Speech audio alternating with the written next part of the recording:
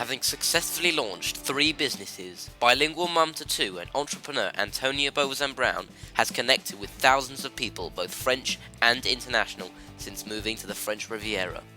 These connections allow her to speak with successful local businesses and inspirational people about life here on the Côte d'Azur and share it with you. Welcome to the Riviera Firefly podcast with your host, entrepreneur, and my mum, Antonia Brown.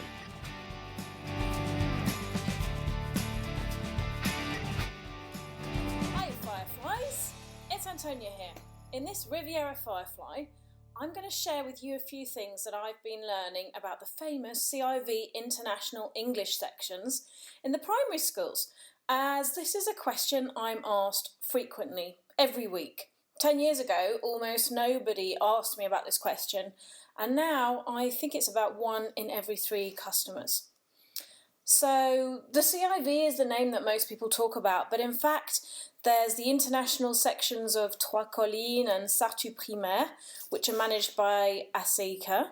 ASEICA stands for the Association for the Support of International Education on the Côte d'Azur, ASEICA. And later on at the end, I'll give you in the show notes the web links. It's a non-profit organisation and it supports international education on the Côte d'Azur. And they've been working for about 20 years in the French education system here.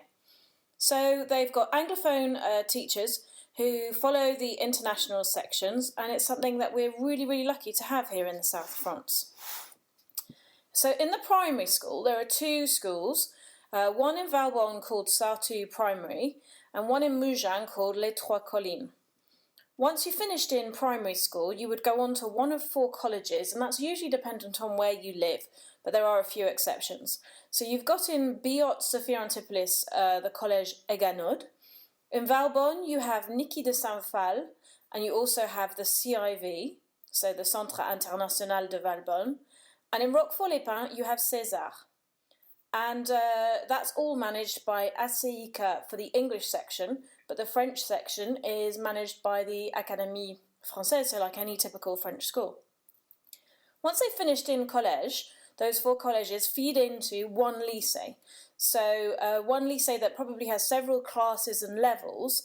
Again, this is managed by ASEICA and it's called the LIV, so the Lycée International de Valbonne in Sophia Antipolis. They are fee-paying, so it's not free, unfortunately, in the English section. You need to have about €2,500 a year ready to pay, and you have to pass an entrance test to be accepted into their programme. I'm going to explain a little bit about the primary section and what kind of things are going to happen in that test, as that's one of the questions I get asked so many times. And probably in another episode later on, I'm going to talk a little bit about what's expected when you're trying to take the test for the colleges, for those 4 colleges I mentioned, but also for Fenelon in Grasse, which is another brilliant school, and they also have 1 class of international. So, for primary school, most of the children are going to start their English section in CP, so that's about the age of 6 years old. And they have to take the entry test in the spring before they go into CP, so that's when they're in grande section. And so yes, that is a lot to ask a little one, I know. What are they going to be doing? Well, the test is going to assess their ability to speak and listen in English and French, and their ability to follow a bilingual programme. Because if you think about it, they're trying to cram what a standard system would do in 1 year, and they're going to add in English as well. So it is a much more dense and a much more intense programme, and the little ones have to be up to doing that. So to give you an idea, the programme, when you start in CP, it's going to be taught 50% in English, 50% in French. So that might mean that your maths is going to be done in English and the history is done in French. And so your child needs to be able to assimilate it and understand it in a bilingual way, so that if they were tested in the alternate language, they would still be able to answer all the questions correctly. Lots of parents say to me, they feel that this is just going to be for the Anglophones, this system. Well, it's not set up that way anymore, and I really don't believe it's true. The section classes are generally made up of children from families where French and English are spoken at home, or perhaps it's a case where the French family's been living abroad and they've been in an English-speaking country and they've come back to France. Or it could just be that they have a really international outlook on life and it's a very internationally focused family. So they might have said, well, okay, we're both French, but we're going to listen to English in the home place, or we might be doing something like KidooLand a lot, and my child's got really good at English. They might have begun learning English as a toddler, that kind of thing. And you also see children who are maybe on their third or even their fourth language of their lives. At that age, it's incredible, but it's true. So they're successfully taking and passing the tests for these schools. So to be clear, for Anglophones, there is no free pass because you do have to have a really good level in French as well. So children of English-speaking families living in France that have spent their first years in a francophone school and have a good enough French level and have been doing the English and maintaining the English at home as a minority language, well, that's the perfect profile too. However, if your child's really struggling in French at school, then it's the same as a French child who's struggling in English. They are not going to necessarily be able to follow this programme and they are less likely to secure a place. So that's for CP. Once you get into CE1, CE2, CM1, CM2, in my opinion, it's pretty difficult to get into these schools because there are so many children competing for a kind of one-in, one-out place. So if one child leaves the section, there'll be a space, and then you might get, 50 children trying to go for that place. And the problem with that is that their English and their French then has to be of a much superior level than if you had passed successfully the test to go into CP, because those children have now been doing since CP 50% per week, so that's like 2 and a bit days per week in each language. So it's tough to get in later, and I prefer to be realistic with you and say go for it in CP. If you don't get in at that level, maybe just keep working on both those languages and really go for it for College. My experiences with my daughter in the primary section were fantastic. It's such a diverse school. It's really enriching as a course, and living in the two cultures, it's just the best gift you could possibly give your child. But you do have to work at it because it is, as I said, a dense programme. You've got to be quick on learning it. There's lots of reading to do at home. So that's great if you've got a bookworm like I did. That really helps enormously because from CE1 they may have 1 or sometimes 2 books to read in English every week. And obviously they've got books in French to read as well each week. So it is... It can be challenging if, for example, you have a child who really doesn't like reading. But that said, I absolutely appreciated the international spirit of these schools. They organised fetes, there were fairs, there were events, and there was a really great extracurricular side that opened up and sort of embraced all Anglophone countries and other cultures. So if you are convinced, well, then you need to get ready for the test. So you've got to visit the schools from the outside. I really think that's quite a good thing to do. You can go and park in a nearby car park and you can walk around the school, show your little child, oh, look, that's the playground, or that's the entrance to the school, that kind of thing. Make it real. You don't really get to go and see around the inside of the school. The principals, right now, the headmasters, headmistresses, they, number one, don't have time to show people around, and these are not private schools. They don't have to sell their establishments, so they don't really do open days for these schools. There is generally an information meeting that's organised as part of the application process, so you could go along to these and go with all your questions, ask them all at that. The section and the school is managed by the Academie of Nice, and so it's going to be on their website that you're going to find out all the dates for registration, the dates for when the test takes place, and it will also be them who's going to decide who is accepted on the programme or not. As a rule, registrations are done in the January and the tests are in the springtime. Don't miss them. Demand is really big for these places, so if you miss the date, whatever the excuse, you're going to miss out because there's going to be someone else that was there on time and will have that place. So, let's talk about the test. It's test day. Your child is going to leave with a teacher and go off without you. Imagine on the day there's probably about 100 families that may be there to take the test. So there's going to be lots of people around, and you just got to be prepared for that. Your child's going to need to go and speak and listen and follow the instructions in English, and then they'll go probably with another teacher to do the French part. And they've got to be comfortable doing this. They've got to be comfortable with lots of people around. And so make sure that you do have a chat with your child in the run-up. Practice doing some drawings with them where they've got to, draw the house, draw 3 windows, colour the door, that kind of thing. Practice over dinner, different kind of interview-like questions, get them to tell you about their family, about their home life, about their school. And just get them used to being asked questions in both languages and trying to answer them.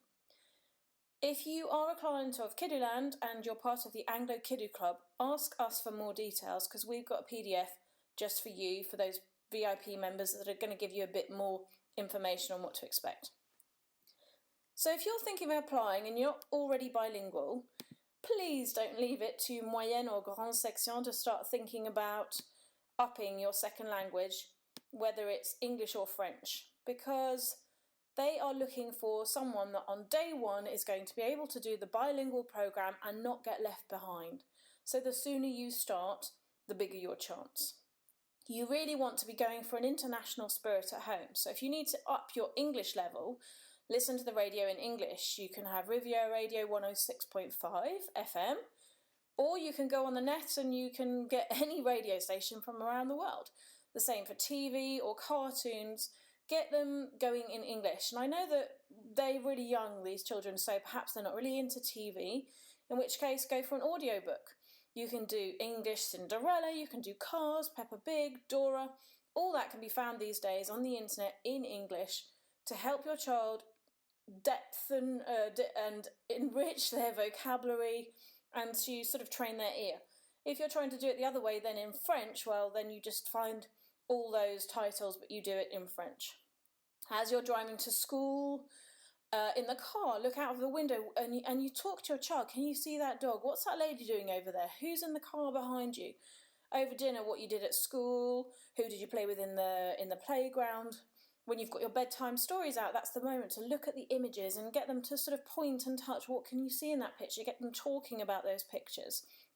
I was doing all those things with my children in French, trying to maintain their French, and in English. And it is a balance. Bilingualism is a balance between the two languages. You've got to do it early, and there are many different approaches to becoming bilingual. So you could be doing it with a parent who's fluent in the language. You might have a tutor or a teacher that comes to your home, or you might do it in group lessons. There's no right or wrong, but having a blend, having a balance of many different ways of doing it is going to really start working all the different skills, the oral, the oral, the listening, the speaking skills. As soon as you've got a good level in both languages, well, congratulations, you are on your way. And if you need to do a boost before a test, do it. We have a preparation week in the winter holidays and sometimes at Easter, depending on the dates, to give children a real feel for what to expect. And what that gives them also is talking to strangers that they're not familiar with. So that's a really great way to prepare. It's in small groups of 6, and we're doing all the different kind of activities that might be asked. Of course, there are no guarantees. The dossier is really important, whether your current teacher thinks that your child can follow a fully charged programme. On the day, are they going to talk to that stranger in English? Have you been by that school? And when they get asked in the test, do you want to come to this school? They don't go, no, because they haven't seen it before. They're like, yeah, the playground looks great. All these things are going to help, and it's going to prepare your child for what ultimately is going to be an absolutely fantastic experience. I'm absolutely convinced of it. But you need to do the preparation, put the time in advance to give your child the best chance. Preparation is key. And with the support of your current school and your child, you're going to give yourself the best shot. As it stands, if you're accepted in the primary English section, you don't need to take the test then for the CIV. So you then go into one of those 4 colleges I mentioned earlier. So if you don't get into the primary section, don't worry about it. You just have to keep continuing with your English and prepare for College. So you've got those 4 colleges that I already mentioned, and a different system that's not organised by ASEICA. You also have Fenelon, Institut de Grâce, which I'll put in the show notes. It's very well known, it has excellent results, and I have a child there too, in the international section. He's really happy. It's been interesting to compare and explore the different options, and I probably will give the inside scoop on that system and how it differed from César College, just because I think it's really useful for people. So this is all talking about getting into these sections, but it isn't for everyone. It might be not right for your child. However, you may still really want them to be in a bilingual environment, and I totally understand that. So there are other options. We're really lucky here on the Côte d'Azur. In Nice, you've got the ISN, so the International School of Nice. You also have EBICA and Mougins School near Sophia Antipolis. They're private schools where a large part of their curriculums are in English. And on the KidooLand blog, I think we do have an article which I'll reference in the show notes here that will tell you a little bit more about those schools, the different programs that they run. So some of the International Baccalaureate, some of the OIB, so it's the normal baccalaureate with the Option Internationale. Some do the English system of the international GCSEs and international A-levels. So during the last 10 years of running KidooLand, I've had a real opportunity to meet thousands of students. And that has also given me an insight into the language levels of English taught in many, many schools here on the Côte d'Azur. For example, I know that Stanislas de Cannes and Notre Dame de Tramontane have a really good level of English. They seem to take English seriously there. And their students that I meet, so their French students, generally are experienced in English. They've really got good foundations. They're willing to learn. And they come to us to sort of boost their knowledge during the holidays or on Wednesday mornings. So I could recommend those ones. There's also Montessori schools locally that do English regularly. You do need to check with them individually on how they offer English, as it does vary greatly across the schools. Ask about the size of the groups and what methods they use. Do they really encourage the children to speak in English, or do they switch to the child's favoured language? That's quite important for how they are teaching the different languages. In the public system, of course there are going to be exceptions. There are some schools that really take English seriously, but as a rule we're not seeing quite the same level as we are seeing in those schools I've already cited. So in kindergarten and primary, lots of the children seem to have a sort of éveil to English, so a kind of discovery of English. And what seems to sadly happen is that every year it's the same English that they're learning, so they don't seem to advance much, they don't seem to progress much. It might be that the teacher changes, or the volunteer mum that was coming in, it's not the same one, and lots of volunteer mums aren't trained in teaching. So although they might be native speakers, they aren't necessarily putting into place a structured programme. So it just doesn't have maybe all the same benefits that some of the other schools are doing. Again, what we're seeing quite frequently is that English is being offered into the temps d'activité périscolaire, so in the after-school clubs. But again, the results don't seem to be that good. It could be down to the class size and maybe too big. Maybe a book programme is not being followed, and so you're not getting that kind of proper foundation and progression that's needed in order to progress in a language. For me, the saddest situation really is where a child hasn't been in contact with any English at all and is about to start college. It's sad because it's really rare. And so down in PACA, in the Provence and the Alpes-Maritimes, it's really rare to have a child that gets to around 10 or 11 years old who hasn't got a fairly good understanding of the basics of English. And it's going to be a real shame for those children, because they're going to get into College and suddenly be bottom of the class, thinking that they're all going to start on an even playing field, but really they don't. And, you know, it's a real shame, because you can start learning English at home. You don't have to come to KidooLand or to other structures. You don't need teachers and activities if you can't afford it. The internet these days is amazing. There are so many free apps out there. English is important for your child's future and for their career, so just start learning as soon as you possibly can. It doesn't matter what method you use. You could get an English au pair, you've got the internet. You just have to keep repeating the languages, you have to revise, you've got to submerge yourself in it. And if you do go to our website, KidooLand.com, and sign up for the newsletter, there are tons of ideas that we can send you in a PDF. So, if you've got an intermediate or advanced speaker in English who's in moyenne section or grande section and you want to get ready for the test, contact us as soon as possible to start in the AngloKidoo Kid group in September, as this is the group that has the Anglophones, the Internationals and Francophones who started learning English early, and they've been maintaining it at home, and it's these little guys that are going to be in the future English section of these different schools. We also have a private members cocoon for the older children, so those in CM2 who are getting ready to take the test. It starts in January and it runs until the end of April, beginning of May. And we give you extra exercises and homework and things that you can do at home with your child, so you don't need to come to one of our classes to do that. It's an online private members group. Again, contact us at KidooLand.com and we can tell you more about that. So I hope that this has given you some food for thought and you now know more about these infamous schools.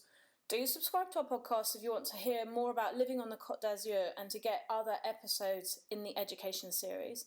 And whatever you do, whatever way you choose to go, good luck. Okay, Fireflies, thanks for listening. This episode was brought to you by Riviera Firefly for Côte d'Azur Living by your host and my mum, Antonia Beauvoisin-Brown. Please subscribe, like and share. Until the next time, au revoir les Fireflies.